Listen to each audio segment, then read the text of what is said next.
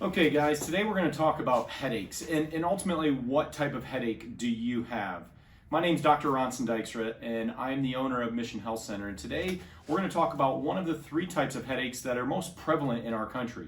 Now when you think about headaches, it's estimated that almost 50% of our population deals with a headache from day to day, on and off, and that's a lot. And so the three types of headaches are tension, migraine, and sinus. So I want to spend a couple minutes and talk about the differences and then ultimately what we do at Mission Health Center that's a little bit different to help you get better, faster, quicker, just great results. So step one is, what is a tension type headache? A tension headache is usually created and caused by stress.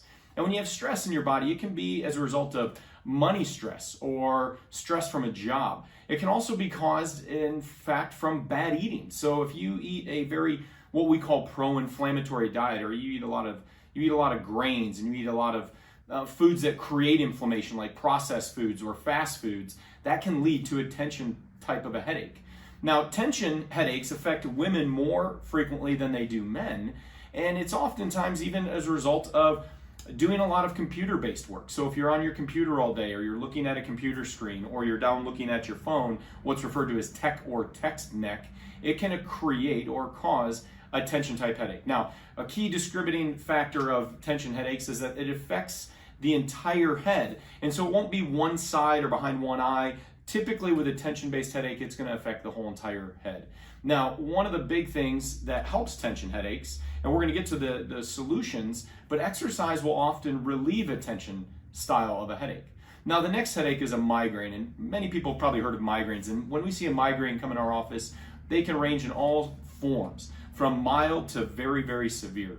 Some patients will even report having an aura where they have a visual or an auditory, it's basically they're beginning to see visual representations before they actually get the headache. It will create light and noises can sometimes bother someone that has a migraine headache. They can cause an upset stomach or nausea. Usually with a migraine though, it only affects one side of the head. So you'd only feel like it behind one eye or on this right-hand side of the face or of the head. Now, exercise will actually trigger a migraine. So exercise, unlike tension, will not help. It can sometimes hurt. And then the third type of headache that we'll talk about today is a sinus headache. And a sinus headache is one that typically changes with weather. Now, you've got air-filled chambers up in your forehead and your cheeks, and they produce mucus. And the mucus is designed to fight infections and allergies. Well, what can happen is that with the changing of the seasons, that mucus cannot, sometimes it'll become thickened or it won't drain properly. And when mucus doesn't drain properly, it creates a lot of pressure in the face and in the eyes. And that's typically where people report it, is that they feel a lot of it coming from behind their eyes or just this pressure in their face or their forehead. And that's oftentimes attributed to a sinus-related headache.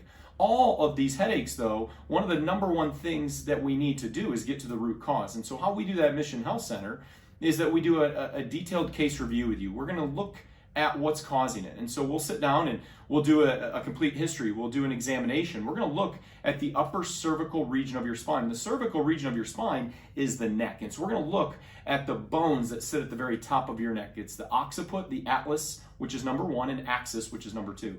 Those three bones, when they work well, they work awesome, and they work exactly how they're created. But when one of those bones misaligns or shifts out of proper alignment or position, that's referred to as a subluxation.